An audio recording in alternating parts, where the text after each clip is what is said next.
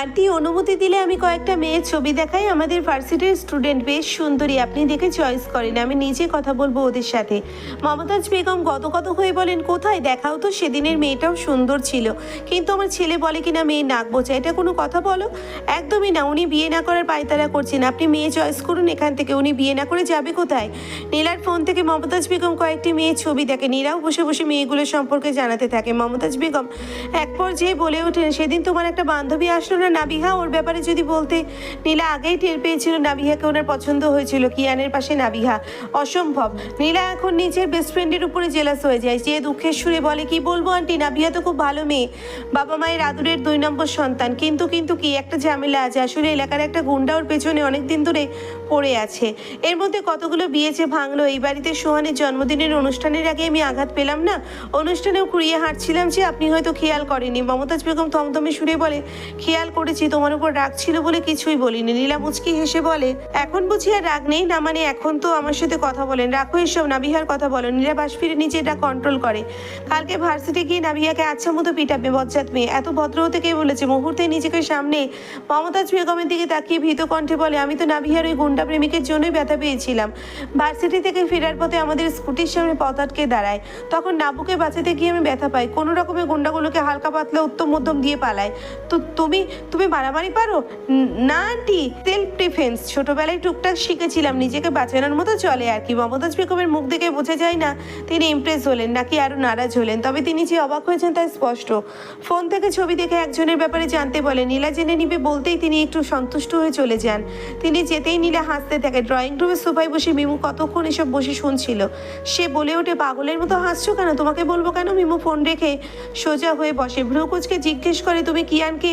নীলার তাকানো দেখে নিজেকে শুধরে বলে, কিয়ান ভাইয়াকে তুমি ভালোবাসো না? তোমাকে বলার প্রয়োজন বোধ করছি না, ভালোবাসলে এসব কেন করছো? এসব পাত্রী দেখা, মেয়ে সিলেক্ট করা, এসব কি? মামির পছন্দ হয়ে গেলে ভাইয়ার বিয়ে হয়ে যাবে। নীলা ফিক করে হেসে ফেলে, কিছুটা এগিয়ে ফিসফিসিয়ে বলে, তোমাকে আমার একদমই পছন্দ না। তবুও একটা সিক্রেট বলি, যাদের ছবিগুলো দেখালাম তাদের কারো চরিত্রের ঠিক নেই। রাত করে পার্টি করে, ছেলেদের সাথে নাচানাচি করে, ড্রিঙ্কসও করে, আর তোমার মামি যার খবর নিতে বললো সে তো সিগারেটও খায়। মিমুর চোখ যেন কোটর থেকে বেরিয়ে আসতে চাচ্ছে, সে মৃদু চিৎকার করে বলে, কি বলছো তুমি? তাহলে এদের কেন? যাতে খবর নিতে গিয়ে দোষ পেয়ে বিয়ে না হয় তাই বলে ভেবো না তুমি চান্স পেয়ে যাবে। তোমার ভাই আজীবন আইবুড়ো থাকবে, বিয়ে হবে না বেটার, তোমারও আর স্বপ্ন সত্যি হবে না। পিচ্ছি মেয়ে বিয়ের স্বপ্ন দেখে, যাও ফিটার খাও গিয়ে। নীলা মুচকি হেসে চলে যায়। মিমুর আগে সাপের মতো ফোঁস করতে থাকে। নীলাকে তার অসহ্য লাগে, প্রতিবারও তাকে এভাবে অপমান করে, তবে সেও তো হাল ছাড়বে না। নীলা নিজের মতো বিয়ে ভাঙতে থাকুক, এরই মাঝে মিমু একদিন কিয়ানকে নিজের করে নেবে। মিমুর বয়স কম হতে পারে, তবে এইসব বিষয়ে তার ধারণা বড্ড বেশি। কিয়ানকে সে নিজের করেই ছাড়বে। দোতলার করিডোর দিয়ে গুনগুন করতে করতে নীলা নিজের রুমের দিকে যাচ্ছিল, হঠাৎ একটা হ্যাঁচকা টানে নীলা গিয়ে কারো বুকে ধাক্কা খায়। মুহূর্তেই পিঠে আঘাত পেতেই নীলা চোখ খিচে নেয়। মুখের উপর কারো নিঃশ্বাসের শব্দ টের পেতেই চোখ খোলে। কিয়ান তাকে দেওয়ালের সাথে চেপে ধরে তার দিকে হিংস্র চোখে তাকিয়ে আছে। সে শুকনো হেসে বলে, হাই স্যার, হোয়াটসঅ্যাপ? কিয়ান তার শক্ত হাতে নীলার দোগাল চেপে ধরে, রাগে হিসিয়ে বলে ওঠে, do you find it funny? মজা পাচ্ছ এসবে? কি করতে চাচ্ছ তুমি? আমাকে কি পেয়েছো নিজের খেলার বস্তু?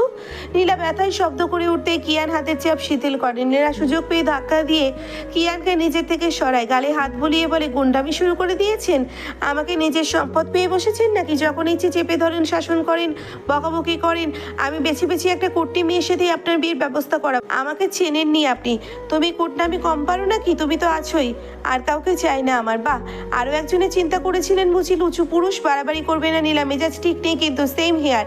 আমার সাথে বাড়াবাড়ি করতে আসলে আমিও আপনাকে ছাড়বো না। কি করবে তুমি? মারবে? স্বামীর গায়ে হাত তুলতে হয় না, পাপ হবে বউ। কিয়ান বলতে বলতে তার দিনেই এগোতে থাকে। নীলাকে পুনরায় চাপটে ধরতে নিলে নীলা হঠাৎই তার হাঁটু দিয়ে কিয়ানকে আঘাত করতে যায়, তবে কিয়ান হুট করে তার হাঁটু ধরে ঘড়িয়ে কাঁধে তুলে নেয়, সোজা নিয়ে গিয়ে তাকে বিছানায় ফেলে দেয়। এক হাতে নীলার 2 হাত আটকে নেয় আর নীলার পা দুটো পায়ের সাথে চেপে ধরে। নীলা এতে ছটফট করে উঠলে কিয়ান হেসে বলে, এতদিনে তোমার প্রতিটি মুভমেন্ট চিনে গেছি আমি। তুমি মিসেস শিকদার হলে ভুলে যাবে না আমি তোমার স্বামী মিস্টার শিকদার। নীলা ছটফটিয়ে ওঠে, তাতে দাঁত চেপে বলে, ছাড়ুন আমায়, আপনার প্রতিটা চুল আমি একটা একটা করে টেনে তুলবো। আমি আপনার বিয়ে নিয়ে কথা বললেই দোষ না, অথচ নিজে যে সেদিন নাচতে নাচতে পাত্রী দেখতে চলে গেলেন সেই বেলায় কিছুই না। ও আই সি, আমার মিসেস জেলাস হয়ে গেছে, তাই বুঝি এতটা খেপে গিয়েছে। নীলা রেগে হাত ছাড়ানোর চেষ্টা করতে থাকে, যেন ছাড়া পেলে আজকে কিয়ানকে ছাড়বে না। কিয়ান অপর হাতে নীলার গালে হাত রাখে, রাগে লাল হয়ে ওঠা নাকে ছোট্ট একটা কামড় দিয়ে বসে, কপালে কপাল ঠেকিয়ে বলে, মায়ের কথা ফেলার উপায় নেই, মাকে তো দেখছই কতটা রাগী পারছেন, তাই তো যেতে হলো আমায়। হ্যাঁ, তারপর উনি বলে বিয়েটাও করে নিয়েন। এই আর বড় কোনো বিষয় নাকি, শুধু ছোট্ট একটা সাইন আর 3বার কবুল বললেই কাজ শেষ। কিয়ান কিছু একটা মনে পড়ার ভঙ্গিতে বলে, ও আমাদের তো এখনো কবুল বলাই হয়নি, চলো আজ গিয়ে বাকি বিয়েটাও সেরে আসি, একদম পবিত্র উপায়ে তোমাকে নিজের করে নিই। কিয়ান নীলার ঘাড়ে হাত গুজে দিতেই নীলা ছটফটিয়ে ওঠে, রাগী গলায় বলতে থাকে, যাবো না, আমি কখনো যাবো না, এই বিয়ে আমি মানি না, প্রতারক, খাটাস, অসভ্য। ঘাড়ে কামড় পড়তে নীলা কোকিয়ে ওঠে, পরক্ষণে ছোট্ট ছোট্ট পরশেষে শিউরে ওঠে। কিয়ান মুখ গুজে রেখেই বলে, সে তুমি মানো বা না মানো, বিয়ে তো আমাদের হয়েই গেছে, তোমাকে নিজের করতে আমার আর কোনো বাধা নেই। নীলার আগে চিৎকার করতে যায়, তবে তখনই এক নরম স্পর্শ তার ওষ্ঠজোড়া বন্ধ করে দেয়। নীলা থমকে যায়, ক্রমাগত আদুরে স্পর্শে সে মিইয়ে গেছে, নড়াচড়ার শক্তিও যেন হারিয়ে ফেলেছে। একসময় হাল ছেড়ে দিয়ে চোখ বন্ধ করে সেই স্পর্শ অনুভব করতে থাকে। কিয়ানের হাতও এখন আর কোনো বাধা মানছে না। এমন পরিস্থিতিতে হঠাৎ দরজা ধাক্কানোর শব্দে দুজনেরই ঘোর ফেরে। চাচ্ছু, ও চাচ্ছু, দরজা খুলো, আমি আসবো। কিয়ান সরে যেতেই নীলা দ্রুত উঠে বসে, নিজের চুল জামাকাপড় ঠিক করে নেয়। এখনো সে ঘন ঘন শ্বাস ফেলছে। অপরদিকে কিয়ান মুখ থুবড়ে বিছানায় শুয়ে পড়ে, বিড়বিড়িয়ে বলে ওঠে, ভাগ্যিস দরজাটা আটকে ছিলাম, নয়তো আজই সব ভাইরাল হয়ে যেত। নীলা দ্রুত গিয়ে দরজা খুলে সোহানকে পাশ কাটিয়ে দৌড়ে বেরিয়ে যায়। সোহান পেছন কাটিয়ে দৌড়ে বেরিয়ে যায়। সোহান পেছন থেকে ডাকলেও দাঁড়াবে না। বাচ্চা ছেলেটা কিছু না বুঝে চাচ্ছুকে বলে, চাচ্ছু, পরি কি করছিল তোমার সাথে? তুমি কি পরীকে বকেছো? কিয়ান সোহানকে ঘুরিয়ে নিয়ে বিছানায় ফেলে, তাকে এক পাশ করে পিঠে চাপড় দিয়ে বলে, ঘুমাসনি কেন দুপুরে? তোকে না বলেছি প্রতিদিন দুপুরে ঘুম দিতে, না ঘুমিয়ে আমাকে জ্বালাতে এসেছিস কেন? ও চাচ্ছু, ব্যথা পাচ্ছি, আমি কান্না করে দিব। নটঙ্কিবাজ একটা, কি দরকার আমার সাথে? আমার সুন্দর মুডে দফা করে নবাবের কি চাই? চাচ্ছু, উঠো, আমার সাথে খেলো, যা, আমি ঘুমাবো। কিয়ান নাকচ করে বিছানায় মুখ গুজে শুয়ে পড়ে। সোহান কিয়ানের পিঠের উপর চড়ে চুল ধরে ঝাঁকাতে থাকে, তারপরও কিয়ান না নড়লে সে পিঠে কামড় দিয়ে বসে। কিয়ান রাগে গজগজ করে বলে, তুই মানুষ নাকি দুর্যোগ? ঠিক যখন একটু শান্তি পাই তখনই হাজির হোস। সোহান গাল ফুলিয়ে বলল, আমি দুযুগ না, আমি সুপার হিরো। হ্যাঁ, সুপার হিরোই তো, আমার সব প্ল্যান নষ্ট করার সুপার পাওয়ার আছে তোর। সোহান কিছুই না বুঝে খিলখিল করে হেসে ওঠে। কিয়ান বিরক্ত হয়ে উঠে বসে। চাচ্ছু, পরি রাগ করে চলে গেল কেন? রাগ করেনি, লজ্জা পেয়েছে। কেন, তুমি পরীকে বকেছো না?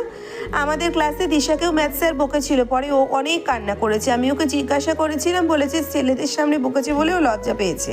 এক বাচ্চার মুখে আরেক বাচ্চার পাকা কথা শুনে কিয়ান থ হয়ে যায়। ছেলেদের সামনে বজায় লজ্জা পেয়ে কান্না করেছে। আজকালকার ছেলেমেয়েরা এত পাকা হয়েছে। আহা, আমাকে মারছিস কেন? কি করলাম আমি? নীলা, ছাড় আমায়। নীলা রাগে বলে, সবার সামনে ভদ্রতার মুখোশ পরে থাকিস না। কে বলে ভদ্রতা দেখাতে? তুই যে কত বজ্জাত তা আমার জানা আছে, তা তো তুই জানবি। কিন্তু হলোটা কি? নীলা রেগে গাল ফুলিয়ে গতকালকের মমতাজ বেগমের সাথে সকল কথা শেয়ার করে। নাবিহা সব শুনে একটু থ হয়ে গেলেও পরক্ষণে হো হো করে হেসে ওঠে। তার হাসি দেখে নীলা আবারও তার উপর চড়াও হয়। নাবিহা তবুও হাসতে হাসতে উল্টে পড়ার জোগাড়। হে, বৌমার কাছে স্বামীর বিয়ের পাত্রী চাচ্ছে, তাও আবার বৌমারই বান্ধবীকে। ভাইরে ভাই, কি শুনালি? আমার তো হাসি থামছেই না। নীলা রেগে বোম হয়ে বসে আছে। বজ্জাত্রাকে জানিয়েও বিপদ হলো। এই ভরা ক্যাম্পাসে মাইকের চেয়ে উচ্চস্বরে কেলাচ্ছে। এবার কিন্তু পেছনে লাথি দিয়ে সামনে পুকুরে ফেলবো। থামবি তুই? নাবিহা অনেক কষ্টে নিজেকে সামলায়, তবুও মুখে তার মিটিমিটি হাসি লেগেই আছে। ওকে, পরে কি বললি? নীলা তার গন্ডা প্রেমিকের কথা বলতেই নাবিহা আবারও হাসতে থাকে। হাসতে বলে, শেষ পর্যন্তই ভোলাভালা শুভ্রাকে গুন্ডা বানিয়ে দিলি? নীলারে কি বিনোদন দিচ্ছিস তুই? আমাকে নিয়ে কথা হচ্ছে শুনলাম। শুভ্রকে দেখেই নাবিহা আরেক চোট হেসে ওঠে। চোখে চশমা, ঢোলা চেক শার্ট আর মাথা ভর্তি চাকরা চুলে ছেলেটাকে গুন্ডা উপাধি দেওয়া ভাবতেই নাবিহার হাসি থামে না। এই পর্যায়ে নীলা নিজেও হেসে ওঠে। শুভ্র কিছু বুঝে না বুঝে বসতেই নাবিহা বলে, মারামারি পারেন আপনি? শুভ্র হকচকিয়ে গিয়ে বলে, মারামারি কেন? কিছু হয়েছে? কেউ কিছু বলেছে তোমায়? নাবিহা নীলাকে ঠেলে বলে, মারামারির কথা শুনেই ঘাবড়ে গিয়েছে। আবার নাকি গুন্ডামি করে বাড়ি বয়ে এসে বিয়ে ভাঙবে।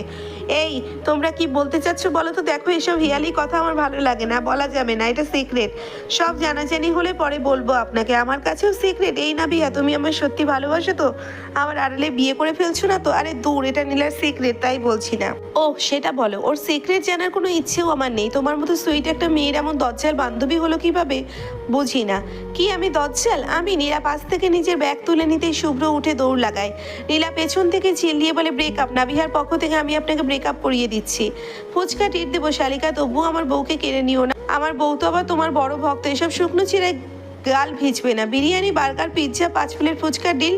নীলা মুখ ফিরিয়ে নেয়, নাবিহাকে খোঁচা দিয়ে বলে দ্রুত হ্যাঁ বলতে। নাবিহা হাসতে হাসতে শুভ্রকে ইশারায় হ্যাঁ জানায়। ক্লাস শেষে গেটের সামনে অপেক্ষা করতে বলে। এতে শুভ্র স্বস্তিতে কপাল থেকে ঘাম মোছার অভিনয় করে। ক্লাসরুমে আজ কিয়ানকে অস্বাভাবিক শান্ত দেখে নীলা একটু থমকায়। সকালেও তো ফ্রেশ মুডে ছিল, কয়েক ঘন্টাতে কি এমন হয়ে গেল? কিয়ান ক্লাসে জানায় আজকে তাদের ল্যাব ক্লাস আছে। এতে ক্লাসের একটা মেয়ে বলে, স্যার আমাদের ল্যাবের কথা তো আগে জানাননি, বাসায় যেতে দেরি হয়ে যাবে। হঠাৎ করে সিদ্ধান্ত হয়েছে সবাইকেই উপস্থিত থাকতে হবে, কেউ মিসিং থাকলে নেক্সট সেমিস্টারে নাম্বার থাকবে না। আচমকা এমন সিদ্ধান্তে সবার মুখটা বেজাই হয়ে যায়। ল্যাব ক্লাস থাকলে বাড়ি ফিরতে অনেক লেট হয়ে যায়, তাই ল্যাব থাকলে আগেই জানানো হয়। আজকে স্যারের কি এমন হলো যে হঠাৎ সিদ্ধান্ত নিল? নীলা মাথায় হাত দিয়ে বসে, মুখ ফুলিয়ে কাঁদো কাঁদো স্বরে বলে, আমার বিরিয়ানি, বার্গার, পিৎজা, ফুচকা সব গেল। খাটাস প্রফেসর, তোর বউ একটা দজ্জাল হবে, মিলিয়ে নিস। পাশ থেকে নাবিহা বলে, ঠিক বলেছিস মিসেস কায়েন শিকদার, ওনার বউটা আসলেই দজ্জাল। নীলা কথার মানে টের পেয়ে নাবিহাকে চোখ রাঙানি দেয়। নাবিহা তাতেও হাসতে থাকে। আজকে একবার বাড়িতে আসবে বলে সে মমতাজ বেগমকে জানিয়েছিল, কিয়ানের সাথেই বাড়ি ফিরে বলে তাকে জানানো হয়নি। ল্যাব শেষে প্রচণ্ড ক্লান্ত সে, শুধু সে না ক্লাসের সবারই বেহাল অবস্থা। কিয়ান আজকে সবাইকেই খাটিয়েছে, একে একে সবাইকে দিয়ে কাজ করিয়েছে। নম্বরের জন্য সবাইকেই ধৈর্য ধরে সব কথা শুনতে হয়। নীলা নাবিহা দুজনকেই হেলতে দুলতে গেটের দিকে পৌঁছায়। নাবিহা তো অবাক হয়ে তখনও শুভ্রকে গেটের সামনে দেখে। তার তো আজ 2টোর মাঝে ক্লাস শেষ হওয়ার কথা, এখন 5টা বাজে, এখনো দাঁড়িয়ে আছে। আপনি বাসায় যাননি? অপেক্ষা করতে বলেছিলে আর বলবেন না। হঠাৎ স্যার এসে ল্যাবের কথা বললো, স্ট্রেসে আপনাকে জানানোও হয়নি দেরি হবার কথা। ইটস ওকে, খুব ক্লান্ত মনে হচ্ছে, বাসায় চলে যাবে? শুভ্র পকেট থেকে রুমাল বের করে নাবিহার কপাল মুছিয়ে দেয়। নীলা তাদেরকে আশেপাশে নিয়ে যে মানুষকে খুঁজতে থাকে। কিয়ান সবসময় গেট থেকে কিছুটা দূরে তার জন্য গাড়ি নিয়ে অপেক্ষা করে, আজ সেখানে না দেখায় নীলা অবাক হয়। এমনিতে জোর করে সাথে করে বাড়ি নিয়ে যায়, আর আজ নীলার কষ্টের সময় উপস্থিত নেই। আসলেই পুরুষ মানুষ বিয়ের পর বদলেছে। আগে কত ভাব করতো, প্রতারণা করে বিয়ের পর এখন ইগনোর শুরু করেছে। নীলা একবার কিয়ানের ফোনে কল করলো, তবে রিসিভ না হয় রেগে যায় আর ফোন না করে একাই নিজের বাড়ি যাওয়ার সিদ্ধান্ত নেয়। যেহেতু মমতাজ বেগমকে জানানো আছে তাই সমস্যা হবে না। সন্ধ্যা হয়ে আসে, শুভ্র নিজেই তাদের বাড়ি নামিয়ে দেয়। যদিও নীলাকে বলে দেয় অন্য একদিন ট্রিট দেবে, নীলা কোনো উত্তর দেয় না, যদিও মনে মনে খুশিই হয়। অন্তত তার বান্ধবী তো একজন ভালো মানুষকেই পেয়েছে। শুভ্রর এটাই লাস্ট সেমিস্টার, এরপর চাকরি পেলে বিয়ের প্রস্তাব নিয়ে যাবে। আপাতত খুব সুন্দর একটা সময় কাটাচ্ছে তারা। প্রায় মাসখানেক পরে নিজে বাড়িতে পৌঁছে নীলা একটু ইমোশনাল হয়ে পড়ে। এই বাড়িতে তার আবার বাবার কত স্মৃতি রয়েছে। সে বাড়িতে এসেই বাবাকে ফোন করে, ভালো মন্দ কথা বলতে থাকে, তবে জানাই না আজকে সে এখানে একাকী থাকার সিদ্ধান্ত নিয়েছে। নিজে একটু একটু ভয় পেলেও কিয়ানের উপর রাগ থেকে এই সিদ্ধান্ত নিয়েছে। এমনিই সারাদিন ভার্সিটিতে কত খাটালো, ল্যাবে এটা সেটা আনতেও তাকেই পাঠিয়েছে। দৌড়াদৌড়ি করে ক্লান্ত করিয়ে এখন তিনিও উদাও, কোনো খবর নেই আর খাটাস লোক। নীলা নিজের রুমে গিয়ে ফ্রেশ হয়ে নেয়। নিজের গোলুমলুকে মিস করছে, এখানে থাকলে নিশ্চিত অনেক দুষ্টুমি করতো। তাদের দুষ্টুমি দেখে তো তার দিন পেরিয়ে যায়। যদিও প্রচণ্ড বিরক্ত করে তারা, মাঝে মাঝে সে রেগে ধাক্কা দিয়ে সরিয়ে দেয়, খাঁচায় আটকে রাখে। খানিকক্ষণ শান্ত থাকলেও ছাড়া পেয়ে আবারও বাদরামি শুরু করে। তাদের লাফালাফি দেখে বাবা একদিন বলেছিল তারা নাকি মায়ের মতোই হয়েছে। নীলাও নাকি ছোটবেলায় এমন উশৃঙ্খল ছিল, যদিও এখনও তেমনটাই রয়ে গেছে। নীলা রান্নাঘরে যায়, আসার পথে দোকান থেকে শুকনো পাউরুটি আর একটা ডিম এনেছে। এগুলো দিয়েই রাত পার করে দিবে। এমনিতেই রান্নার রও জানে না, তার উপর বাসাতেও তেমন কিছু নেই। বেশ খিদে লাগায় সে রান্নাঘরে গিয়ে লাইট অন করে, তাকের উপর থেকে অনেকক্ষণ খুঁজে দেশলাই কাঠি বের করে, তবে অনেকদিন হয়ে যাওয়া এগুলো জ্বলছিল না। সে বারবার চেষ্টা করতে থাকে। এতক্ষণে বাইরে সন্ধ্যা পেরিয়ে রাত নেমে এসেছে, চারিদিকে অন্ধকার হয়ে গেছে। পাখিদের কিচির মিচির থেমে গেছে, চারিদিকে শুনশান নীরবতায় নীলার একটু ভয় লাগতে থাকে। ঠিক তখনই ভেতরের রুম থেকে কিছু একটা পড়ার শব্দ হয়। নীলা ঘাবড়ে যায়। সম্পূর্ণ বাড়িতে সে একা। ভূত নয় তো, ভূতেরা তো আগুন দেখলে ভয় পায়, তাই সে দ্রুত চুলা জ্বালাতে চায়। এখন মনে হচ্ছে সাহস দেখিয়ে একাকি থাকতে সেটা ভুল হয়েছে। ভেতরের রুম থেকে ফোন আনতেও ভয় করছে। এমন ভয়ঙ্কর পরিস্থিতিতে হঠাৎই বাড়ির লাইট বন্ধ হয়ে যায়। নীলা আটকে ওঠে, অন্ধকারে কাঁদো কাঁদো অবস্থা তার। ঠিক তখনই একজোড়া হাত তাকে পেছন থেকে আটকে নেয়, এক হাতে তার মুখ চেপে ধরছে যাতে সে চিৎকার করতে না পারে। নীলা অন্ধকারে ছটপটিয়ে ছাড়া পাওয়ার চেষ্টা করে। দম বন্ধ করে। এমন পরিস্থিতিতে নীলা শেষবারের মতো কিয়ানের কথাই মনে পড়ে। তারপরে সে জ্ঞান হারিয়ে আগন্তুকের উপরেই ঢলে পড়ে। চোখের সামনে সারি সারি ফুচকার প্লেট দেখে নীলা হতবাক। পাশেই গম্ভীর মুখে কিয়ান বসে আছে, হাতে একটা চিকন লাঠি টাইপের বস্তু ধরা রয়েছে। নীলার জ্ঞান ফেরার পর নিজেকে বিছানাতেই পেয়েছে। সবচেয়ে বেশি অবাক হয়েছে কিয়ানকে এখানে দেখে। স্টার্ট করো, একটা ফুচকাও যেন বাদ না পারে। কষ্ট করে সাজিয়ে দিয়েছি, সব শেষ করবে। এতগুলো? এখানে তো 5 প্লেট ফুচকা, তো খাবেই যখন কম খাবে কেন? দ্রুত শুরু করে, এগুলো শেষ করলে বাকিগুলো বানিয়ে দিব। বাকিগুলো মানে আরও 5 প্লেটের মতো ফুচকা হবে, তাছাড়া আরও অনেক কিছুই বাকি আছে। আরও অনেক কিছু মানে বিরিয়ানি, বার্গার, পিৎজা সব আছে, বেশি নয়। বিরিয়ানি 2 প্লেট, বার্গার 5টা, আর পিৎজা 3টে। কত খেতে পারো তুমি আমিও দেখবো। আপনি পাগল হয়ে গেছেন? আমি পারবো না এত খেতে। পারবে না মানে? কষ্ট করে আনিনি আমি। নীলা উঠে পালাতে চাইলে কিয়ান তার হাঁটুর পাশে বিছানায় লাঠিটা সজোরে আঘাত করে। নীলা চমকে উঠে ভয় পেয়ে যায়। তাকে জড়সড় হয়ে বসে থাকতে দেখেও কিয়ানের মনে দয়া মায়া সৃষ্টি হয় না। সে ধমকের সুরে বলে, শুরু করতে বলেছি তো, খাবার অপচয় করা আমার পছন্দ না। নীলা ভয় পেয়ে একের পর এক ফুচকা খেতে থাকে। ক্ষণে ক্ষণে কিয়ানের দিকে তাকালে কিয়ানের গম্ভীর মুখ দেখে ভয়ে কিছুই বলতে পারে না। এমনিই চোরের মতো এসে অজ্ঞান বানিয়ে ফেলেছিল, এখন খাইয়ে মেরেই ফেলবে মনে হয়। নীলা অনায়াসে 2 প্লেট ফুচকা হজম করে নেয়। কিয়ানের দিকে তাকিয়ে বলেছি বাড়িতে ঢুকলেন কিভাবে? বলছি বাড়িতে ঢুকলেন কিভাবে, তাও এত জিনিস নিয়ে? তোমাকে জানাতে হবে না, তোমাকে জানতে হবে না। আগে শেষ করে এগুলো। খাচ্ছি তো, আপনি বলুন না। তোমার রুমের বারান্দা দিয়ে? কি আপনি চোর নাকি ডাকাত? বারান্দা টপকে চলে এসেছেন? কিয়ান চোখ রাঙাতেই নীলা খাওয়া শুরু করে। কিয়ান বারান্দা দিয়ে ঘরে ঢুকে সদর দরজা খুলে খাবার ভেতরে এনেছে। ততক্ষণ নীলা রান্নাঘরেই ভয়ে বসে থাকে, কিছুই টের পায়নি। তাকে ভয় দেখাতেই কিয়ান মেইন লাইট অফ করে মুখ চেপে ধরেছিল। ফলস্বরূপ ভয় নীলা তার উপরেই ঝরে পড়ে। নীলা অনেক কষ্ট করে আরেক প্লেট ফুচকা শেষ করে। এত ভয়ের মাঝে খাওয়া যায় নাকি? কিয়ান বসে বসে ফোন দেখছে। এমন সময় নীলা একটা ফুচকা তুলে কিয়ানের দিকে বাড়িয়ে দেয়। কিয়ান তাকাতেই বলে, চলুন না দুজনে একসাথে খাই, খেয়ে দেখুন মদ। আঙুলে ইশারে ঠোঁটের স্পর্শ পেতে নীলা শিউরে ওঠে। লোকটা তো ফুচকা খাচ্ছে না, যেন তার আঙ্গুলি খেয়ে ফেলতে চাচ্ছে। থামলে কেন? মজাই তো লাগছে, খাইয়ে দাও। নীলা মিনমিন করে বলে, নিজে খেয়ে নিন না। কিয়ান লাঠিটা নড়চড় করতেই নীলা দ্রুত আরেকটা ফুচকা তুলে কিয়ানের মুখে ঠেসে দেয়। কিয়ান একটু বিরক্ত হলেও কিছু বলে না। এভাবে প্রায় 4 প্লেটের মতো ফুচকা নীলাকে শেষ করতে হয়। এতটুকু খেয়ে নীলা ক্লান্ত। সে হাত না ধুয়ে চিত হয়ে শুয়ে পড়ে। এই মেয়ে, ওঠো, বিরিয়ানি, বার্গার, পিৎজা খাবে কে? আপনিই খেয়ে নিন, আমার পেট ভরে গেছে। কিয়ান এসে নীলাকে টেনে তোলে। নীলা উঠতে মোটেও রাজি নয়। সে কাঁদো কাঁদো হয়ে বাবাকে ডাকতে থাকে, বাবা বাঁচাও আমায়, রাক্ষসটা আমায় খাইয়েই মেরে ফেলবে। রাক্ষসটা খাইয়ে মারে না, বরং নিজে খেয়ে মারে। তো খেয়ে নিন না, অনুমতি দিচ্ছ? খাবো তোমায়? নীলা হকচকিয়ে যে, বিরিয়ানি কোথায়? নিয়ে আসুন, আমি খেয়ে নিচ্ছি। কিয়ান বাঁকা হাসে, রসিকতা করে বলে, শিওর খেতে পারবে নাকি এখনই আবার উল্টে পড়বে? নীলা ছলো ছলো চোখে তাকায়। এমন কেন করছেন? আমি কি করেছি আপনার সাথে? সারাটা দিন অনেক জ্বালিয়েছেন, আমার উচিত ছিল আপনাকে সাহায্য করা, অথচ পাশা উল্টে দিয়ে আমাকেই জ্বালাচ্ছেন আপনি। আমি বিরিয়ানি আনি, ততক্ষণে তুমি ভাবতে থাকো তুমি কি করেছো। বিছানা থেকে প্লেটগুলো নিয়ে কিয়ান বেরিয়ে পড়ে। নীলা বাবু হয়ে বসে ভাবতে থাকে সে কিয়ানে রেগে যাওয়ার মতো কি করলো। সারাদিনে তো কথাই হয়নি তাদের। কলেজে গেল নাবিহা, শান্তর সাথে আড্ডা দিল, তারপর ক্লাসে গেল। ক্লাসে কিয়ান গিয়েই তো অত্যাচার শুরু করলো।